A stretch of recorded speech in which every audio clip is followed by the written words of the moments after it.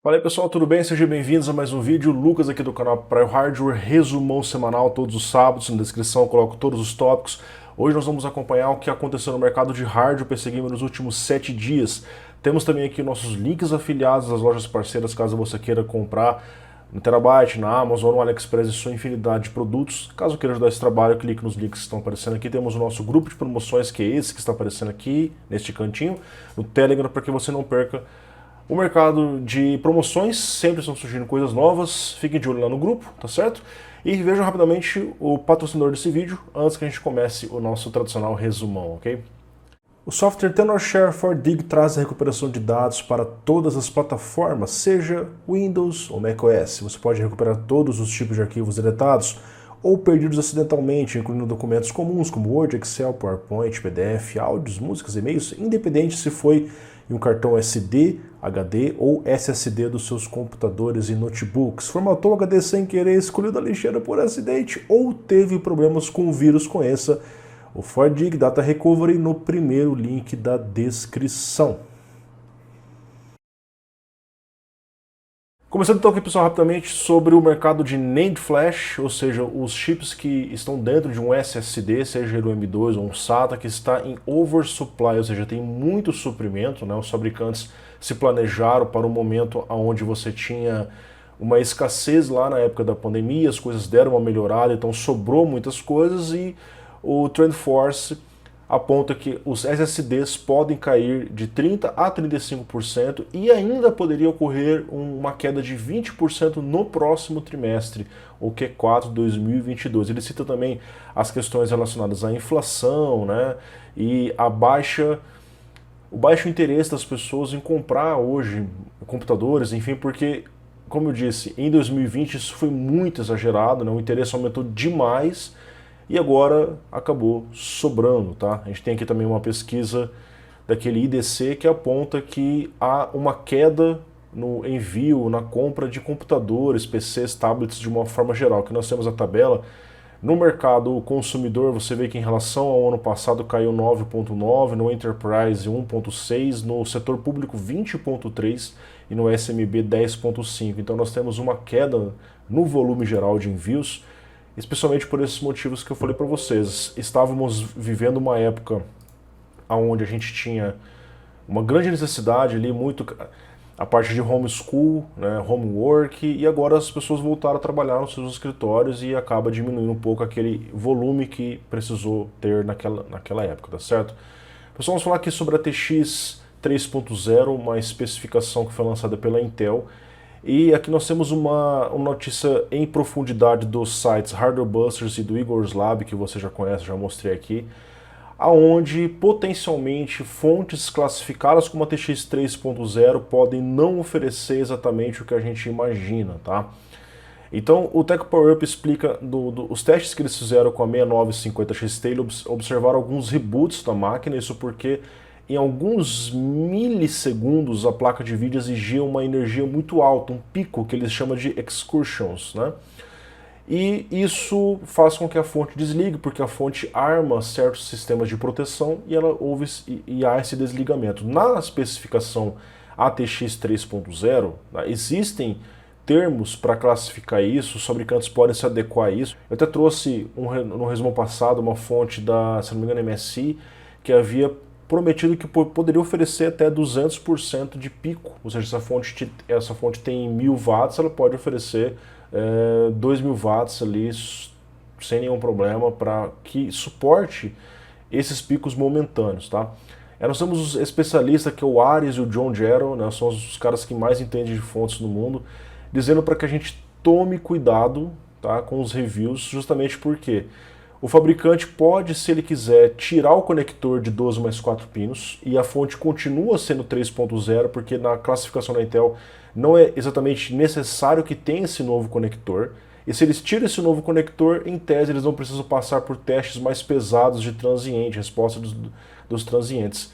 E isso faria com que uma fonte classificada como a TX 3.0 possa não suportar esses picos, como eles informam nessa tabela aqui, ó, onde por alguns milissegundos a placa de vídeo eventualmente poderia pedir muita energia, tá certo? Aqui nós estamos vendo essa classificação.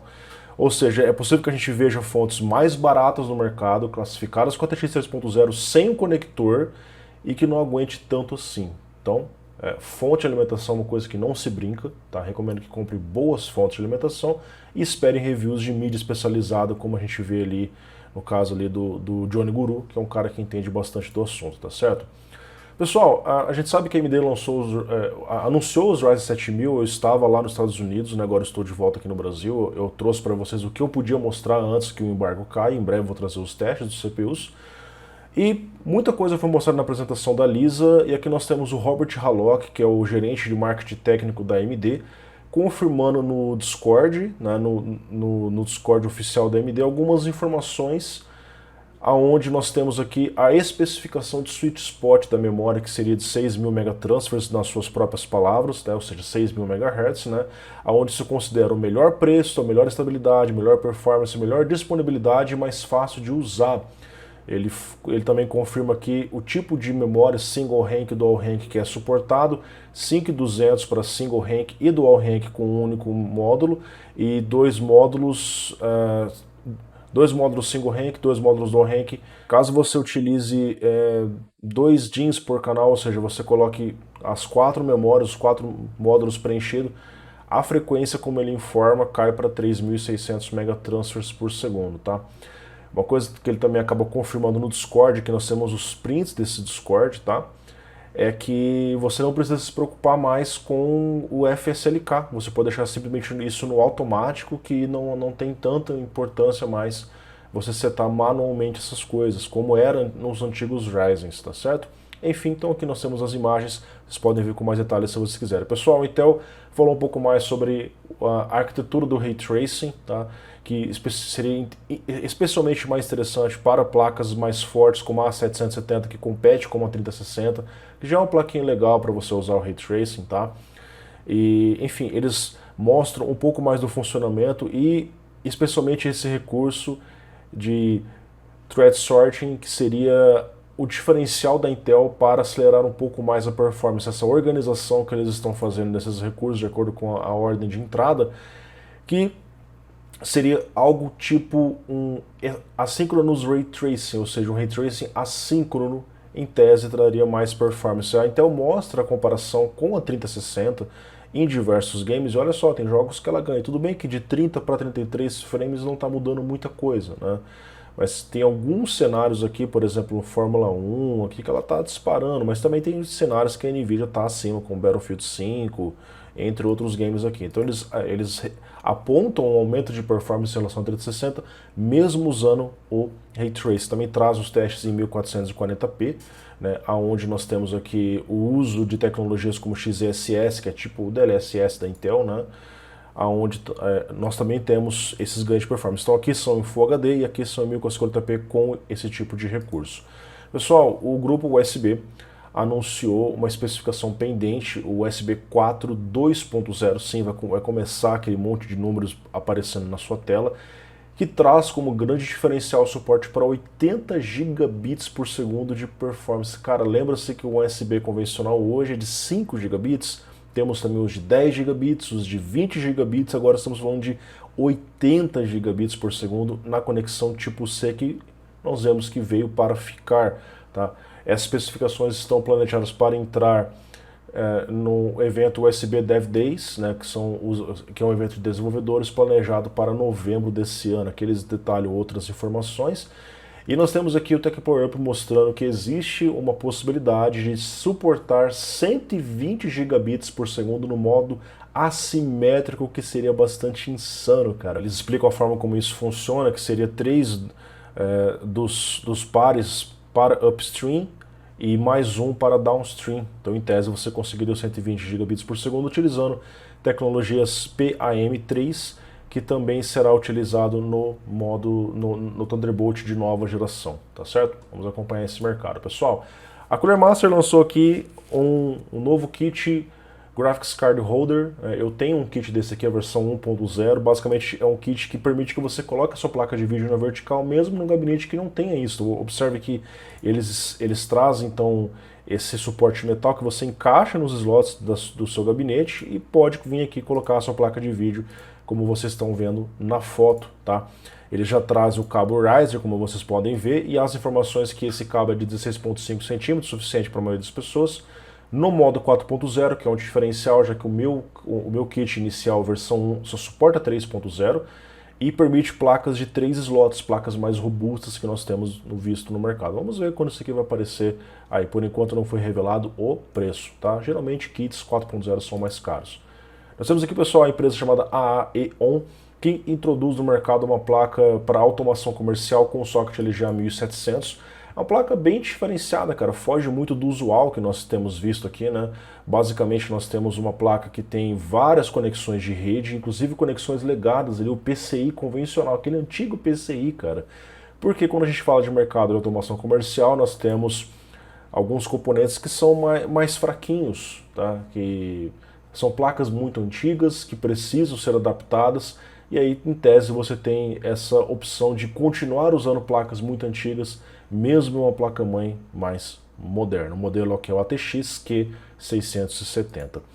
Pessoal, o governo dos Estados Unidos, segundo informações de protocolo, está impondo restrições de exportação de GPUs baseadas em inteligência artificial, como a NVIDIA A100, H100, o AMD Instinct MI100 e MI200 e o Ponte Vecchio da Intel, tá? Para países como China e Rússia sem a prévia autorização do governo.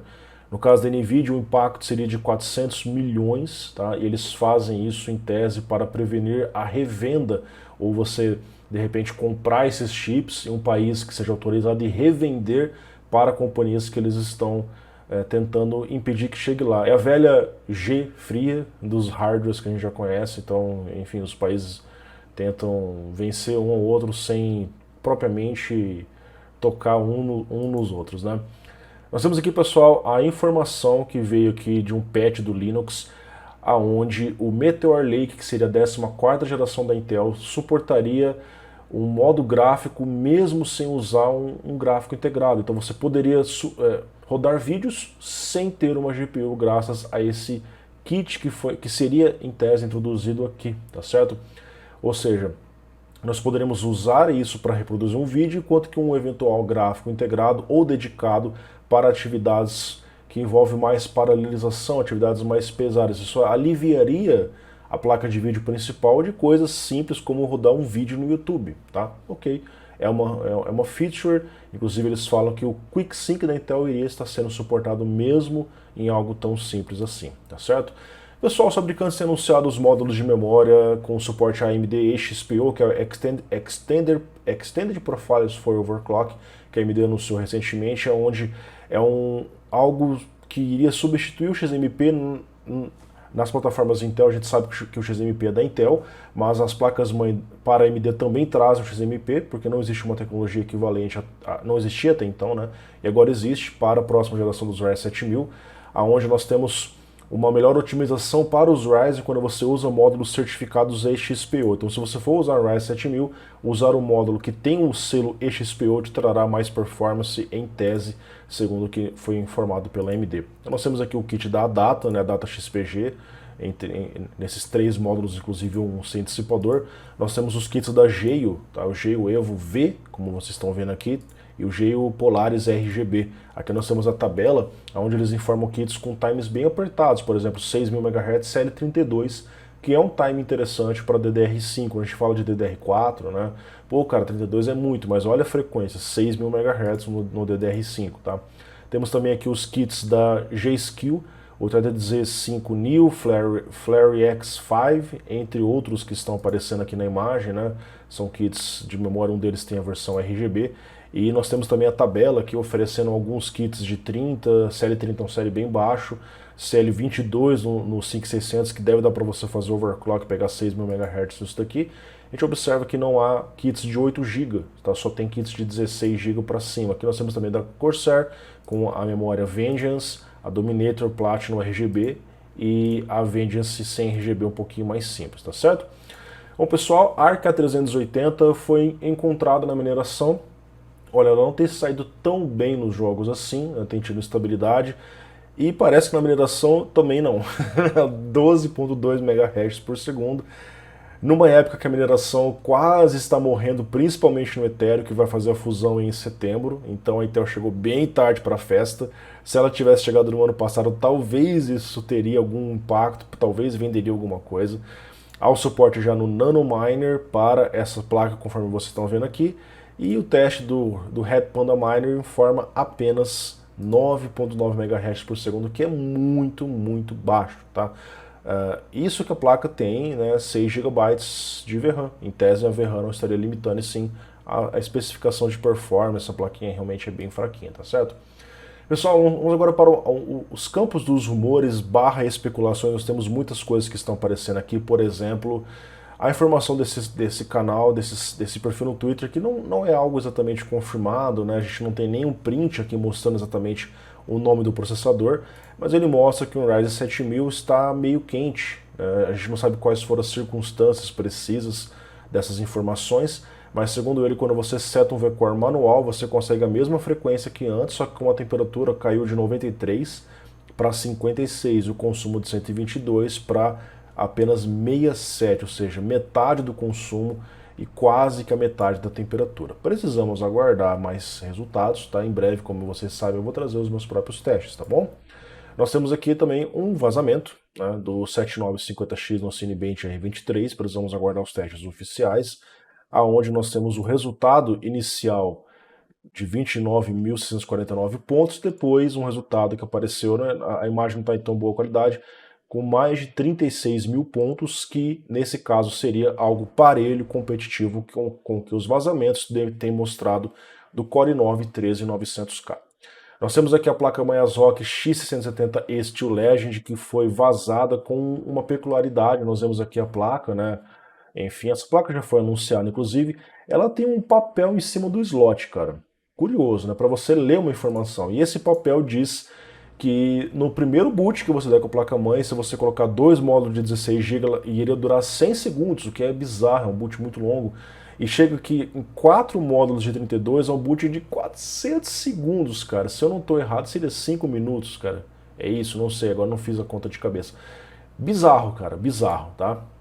Mas nós temos uma atualização. A própria fonte que divulgou esse vazamento disse que trata-se de um bug, ou seja, isso será corrigido com uma build atualizada. Então nós temos muitos vazamentos, pessoal, às vezes mostra uma instabilidade, como agora há pouco mostrei a temperatura muito alta, muitas das vezes só uma build irá corrigir. E estamos ainda há quase um mês do lançamento, está planejado para dia 27, como a AMD falou. Então tem muito chão para rolar, provavelmente essas coisinhas irão ser corrigidas, a gente vai acompanhar, tá certo? Vamos agora falar sobre uma 4080 que foi encontrada na internet, tá? Ela, num primeiro momento, me chamou a atenção porque a logo tá diferente. Eu já olhei isso aqui e falei, cara, isso aqui deve ser fake, né? Mas a embalagem aparentemente tá bem feitinha aqui. Seria um modelo Founders Edition, seguindo o mesmo design das placas anteriores da NVIDIA. A fan parece que está um pouquinho maior em relação ao que estava em relação a 3080, tá? E aqui nós vemos as logos da NVIDIA. Até então eram essas logos mais grossas, e agora apareceu uma 4080 mais fina, assim como a gente viu aqui. Porém, o Videocard Design até destaca que isso já foi encontrado no próprio site da NVIDIA. Essa logo mais fina já tinha aparecido. Aqui nós vemos o resumo das especificações. Por enquanto nós esperamos que ela ofereça 340 watts de consumo e 9.728 CUDA cores. Aqui nós temos também da 4070 e 4090. Nós temos aqui um vazamento sobre a 4070 do famoso Kopit Setkimi, né? Onde ele diz que a NVIDIA está indecisa sobre duas especificações que em tese teria 4070, então ele cita a especificação número 1, onde a número 1 você teria mais CUDA cores, você teria uma versão com mais memória, porque o barramento seria 192 bits, logo mais o módulo, a largura de banda seria mais poderosa, o consumo de energia iria aumentar um pouco também, ou uma versão mais simplificada, que teria essas coisas que eu falei a menos, seria uma placa mais simples.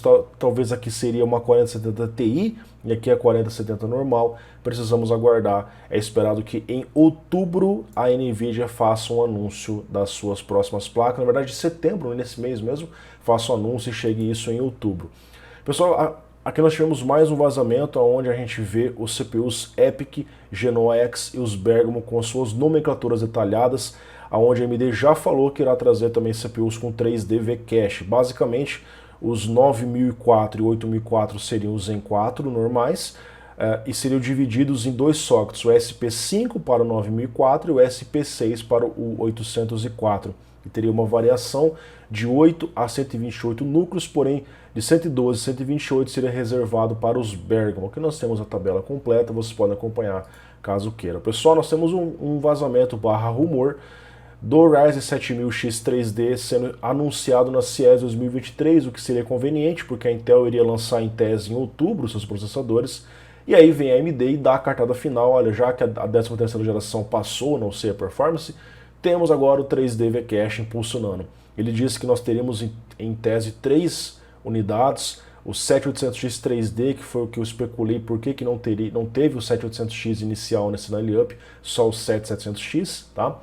E aqui nós teríamos o 7900X 3D e o 7950X 3D. Apenas rumores, precisamos aguardar confirmações. Pessoal, placas-mãe B650 apareceram num vazamento, em particular aqui da Asus e da ASRock. Nós temos os nomes dos modelos, que na verdade não surpreendem as pessoas, porque essencialmente são as ROG Strix, TUF e Prime, assim como a gente já via. Em tese são placas mais baratas que as convencionais X670, que já foram anunciadas. Aqui nós temos uma tabela mostrando quantos slots PCI nós teríamos. Observe que apenas uma versão E vai oferecer o 5.0, as outras oferecem só o 4.0, tanto nos slots PCI Express quanto nos slots PCI Express, mas no slot M2 a gente pode encontrar, mesmo na versão sem o E, um ou outro recurso no 5.0, tá certo? Aqui nós temos também o vazamento das placas da ASRock, que se eu não me engano já tinha até aparecido antes, né? Nós temos aqui os diversos modelos de X670 e os de B650E e B650 convencional. Nós temos aqui, pessoal, uma outra placa da ASRock que apareceu, o seu PCB de fabricação. Observe que está sem as coisas, né? Está sem os slots, sem o socket, sem o VRM e os módulos, os slots de memória. É uma placa com um design bem diferenciado, cara. Parece que é um grafite, uma pintura, que é a B650 Live Mixer para os Ryzen 7000. Em tese, seria uma placa com um VRM 16 mais 2 mais 1 pela contagem dos espaços dos indutores que nós vemos aqui. Precisamos aguardar mais informações acerca desse vazamento. Pessoal, outra coisa que vazou foi o 7950X no Geekbench. Na semana passada vazou o 7600X, agora está na hora do flagship do CPU, que tem 16 núcleos e 32 threads. Nós vemos aqui no codinome Rafael, aparentemente está tudo certo, o clock máximo alcançando 5.7, conforme a AMD já havia falado que iria alcançar, tá? E na comparação do single core, ele está fazendo uma pontuação muito próxima do Ryzen 5, e no multicore, claro, ele é estrondoso, porque ele tem muito mais núcleos, e em tese ele está perdendo ainda para o 13900K, tá? Tanto no single core quanto no multicore, ok? Então precisamos aguardar mais resultados e ver se isso aqui de fato é real. O CPU Z está adicionando suporte a CPUs que ainda não foram anunciados, como é o caso do 7900, 7950 sem o X, tá? E apresentando outras variações aqui dos Atom Gold Pro, enfim, e o Sesanes, que já havia até sido apresentado. Em tese, seria um possível vazamento para CPUs de 65 watts apenas para OEM, que acaba vindo para o mercado convencional, porque a gente sabe que as pessoas não costumam respeitar essas regras. Pessoal, planos de lançamento da 13ª geração foram vazados. Isso seria, curiosamente, anunciado no dia 27 de setembro, que seria o lançamento da AMD. Parece que alguém quer dar uma limada no lançamento, certo? E nós teríamos as vendas, os pré-orders lá no dia 13 de outubro e a disponibilidade geral de 9, 7 e 5 no dia 20 de outubro, próximo do meu aniversário, tá certo? Então precisamos aguardar. É um vazamento, nós temos aqui um print que apareceu lá no mercado chinês ainda. Não temos muito mais confirmações. Pessoal, basicamente é isso. Eu espero que vocês tenham gostado desse vídeo de resumo. Então tenha um ótimo final de semana. Não deixe de conferir os links que estão aparecendo aqui embaixo das lojas parceiras do canal, bem como do nosso patrocinador. Entre no nosso grupo de promoções, que eu estou sempre divulgando várias e várias coisas para vocês. Muito obrigado, valeu, falou, tchau, tchau.